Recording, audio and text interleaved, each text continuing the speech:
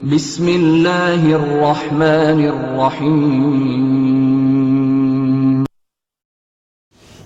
بخاری شریف کی حدیث نمبر 4295۔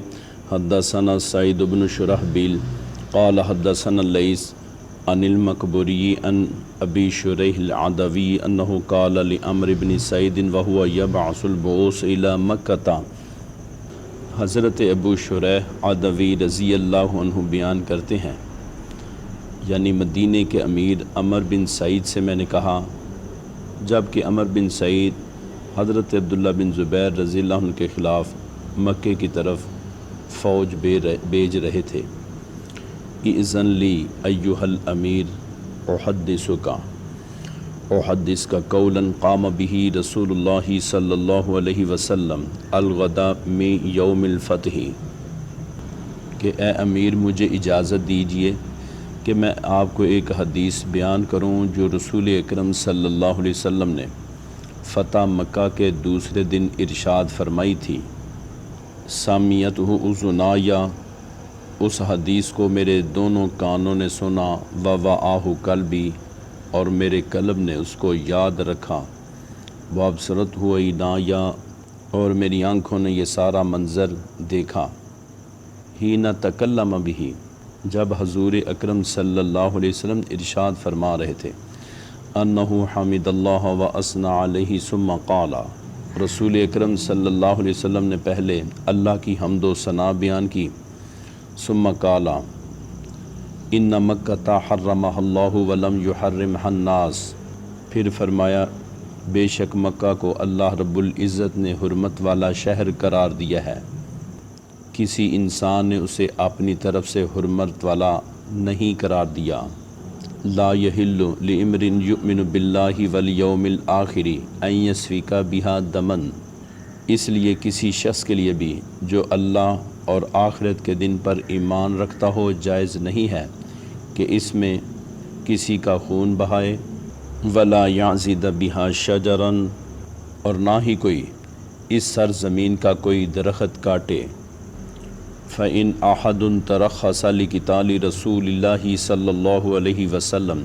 فیہا فقولوا له ان اللہ أذن لرسولہ ولم یأذن لکم، اور اگر کوئی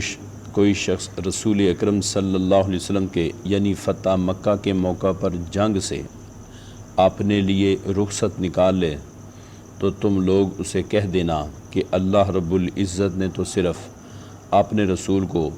یعنی صرف وہ بھی تھوڑی دیر کے لیے اس کی اجازت دی تھی، وَلَمْ يَأْذَنْ لَكُمْ،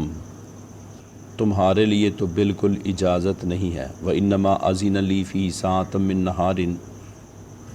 اور مجھے بھی اس کی اجازت دن کے تھوڑے حصے کے لیے ملی تھی، وَقَدْ عَادَتْ حُرْمَتُهَا الْيَوْمَ كَحُرْمَتِهَا بِالْأَمْسِ، اور آج پھر اس کی حرمت اسی طرح لوٹ آئی ہے جس طرح کل یہ شہر حرمت والا تھا۔ وَلْيُبَلِّغِ الشَّاهِدُ الْغَائِبَ، بس جو لوگ یہاں موجود ہیں وہ ان کو میرا کلام پہنچا دیں جو موجود نہیں ہیں۔ فَقِيلَ لِأَبِي شُرَيْحٍ مَاذَا قَالَ عَمْرٌ،